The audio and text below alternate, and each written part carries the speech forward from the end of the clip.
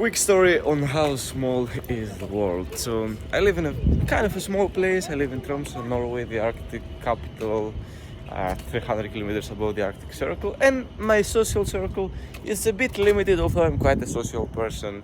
And I remember I was doing kind of a goodbye party bowling thingy, and I was inviting friends. Because I would be going out from Tromsø and traveling back to Greece for a few weeks.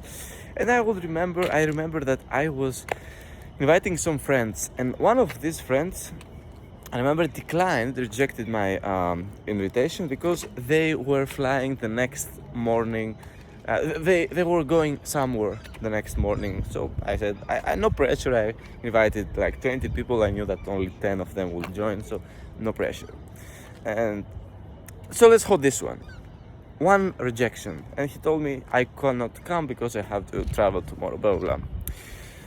And second person, so I joined into the bowling thing that I created with my friends, and I invited my friends. And there was also another guy that appeared to the party that I invited. Thank you so much for being there.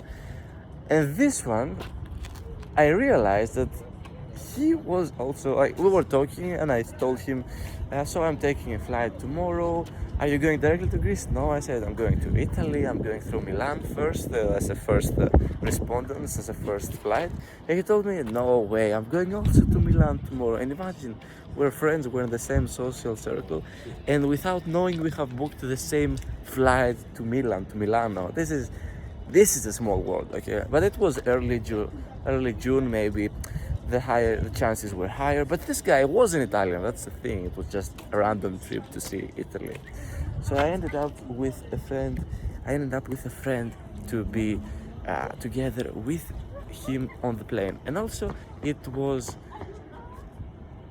was one of my friends that ended up on being on the same plane with me, even though on the last night we were going out and playing bowling together. What I didn't know was that when I went to the plane and I joined into the plane and I sit on the plane, I see next to me walking by another guy, another of my friends, joining the same flight, and he was actually the person who had rejected my offer last night on the bowling thing because he was traveling the next day to Milan, and he was also not Italian. He had no reason to be there. He was just going on a vacation, holidays and stuff like that. So in this small city, of 80,000 people, with the very, very, very small social circle that I have, I ended up being on the same flight with two of my people from my social circle, on the same flight to the same destination on the same day, to Milan, Italy. And I was just rethinking about how small this world is and how everything is connected, and how sometimes life gives you, I will not say lemons, but it gives you things to think about. So that was it. This is how small is the world. Of course, this is the place also that small, but we have a lot of flights every day, and we have a dozen of flights, 10, 20 to 30 flights every day, and we have a lot of people, and there is a lot of dates inside the calendar year. They could have any specific date, any specific flight, any specific destination, but they decided, just out of faith, to be there with me.